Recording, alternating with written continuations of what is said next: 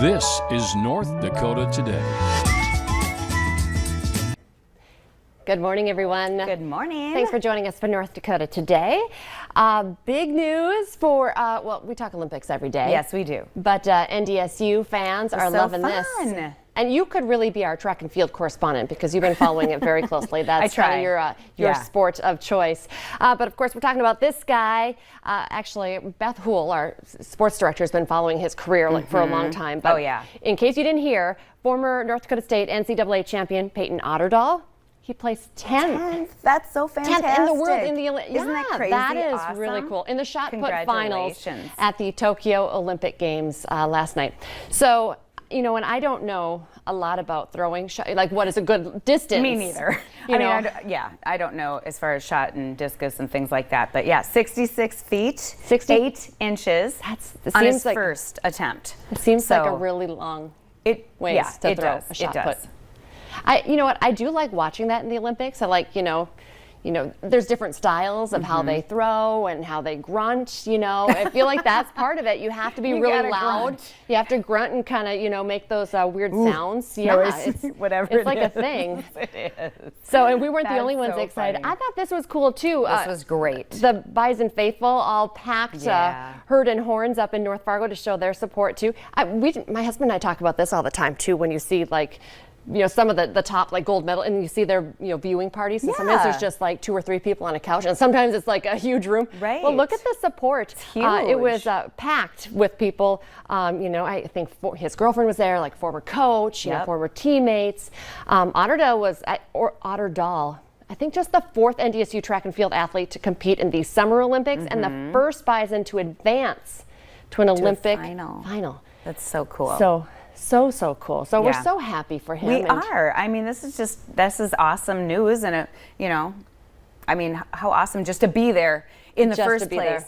So I think it's awesome. But the track team for NDSU, men and women, is amazing anyway. So putting us on the map once again. So once again, he's doing really good. You know, he's like a great marketing tool for NDSU. Absolutely. Yeah. Well, Otterdahl's USA teammates did pretty well too. Team USA continues to collect medals across a wide variety of events. We get the latest this morning from Kurt Gregory. American shot putters shine. Oregon's Ryan Krauser sets a new Olympic record and wins gold, remembering his late grandfather. This was my first meet without him, but I felt like he was there with me. Pennsylvania's Joe Kovacs muscles his way to silver. Holloway is cooking. In the men's 110 hurdles, it looked like Grant Holloway was cruising to gold until he was beaten at the tape.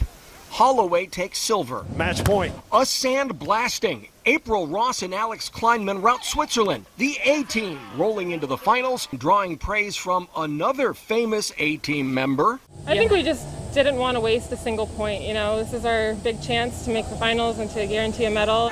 Historic paddle power. 19-year-old Nevin Harrison of Seattle wins Team USA's first gold medal ever in women's sprint canoe. San Diego's Corey Junot glides to a bronze medal in men's park skateboarding, a first-time Olympic sport.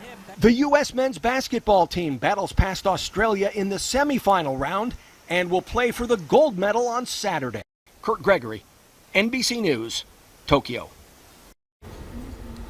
Well, I did watch these 2 men duke it out in the end with the shot put, and so that was pretty exciting. I mean, we were, you know, you think one wins, and then, you know, because he had such a great throw, and then all of a sudden the other kid steps up and boom, beats him. I mean, but they were duking it out. I mean, it was, you know, as far as shot put goes. I love it. So it was really fun to watch. My loyalty is torn a little bit though when the top 2, it's like USA for, you know, silver and gold. Yes. But I mean, so you can't go wrong. It was the same with was it the 400?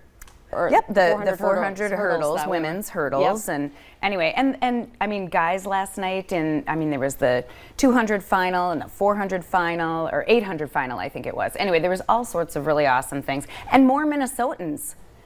Did you know that? I mean, there's like a ton of Minnesotans in this. I know. I thought Suni Lee was the only one going in, but yeah, there's a ton of Minnesotans. No, so they talked really about one of the male sprinters too. So just all sorts. It's just really fun to watch and hear where they're all from. I mean, it doesn't really matter. I mean, it's, you know, we're going to cheer for them no matter what, but it's fun to hear that they're from Minnesota. I love that. So anyway, tonight though, exciting is beach volleyball.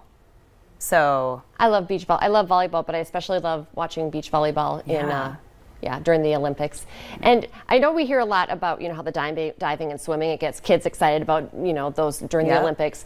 We have played more volleyball in my house since the Olympics started. We like volleyball, but I feel like we go to the lake, we bring our volleyball with, and we're watching. So it's definitely got us all pumped up for volleyball season as well. So that's good. Well, guess what they're going to be pumped up about after our little tour tomorrow? Cornhole. Cornhole. That should be an Olympic sport. That's what we're doing.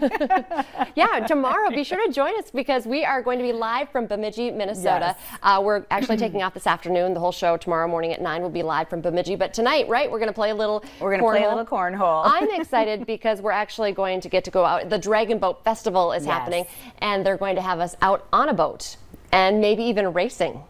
Well, they're going to teach us. Am I in the same boat as you? Are we racing? I think we're on the same. I think we're on the same team. You are so competitive. You're like, her whole body's like, are we going to be on? No, I'm just worried if I should wear like a life jacket. Like, are you going to sink my boat? Are we going to tip over? Well, we're just getting started with some of the cornhole, dragon boat. We're going to a fancy Italian restaurant tonight. That'll be nice. That's just a start of all the things. This is going to be a fun weekend. We're going to show off. They've got a great event going on. Yeah. And we're going to, be there for showcase a little of it and, talk about it. So.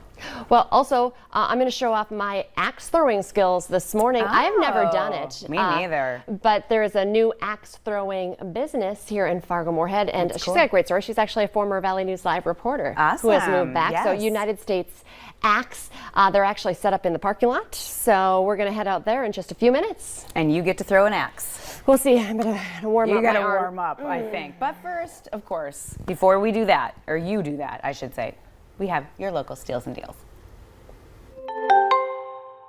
Hey everybody, I have one of the best ideas you've ever had in your car or at home. Now, number one, you do not want anyone you love to go park somewhere, go inside, come back out and have their battery be dead, right? That's no fun for anyone, and you would really worry if that were anyone in your family.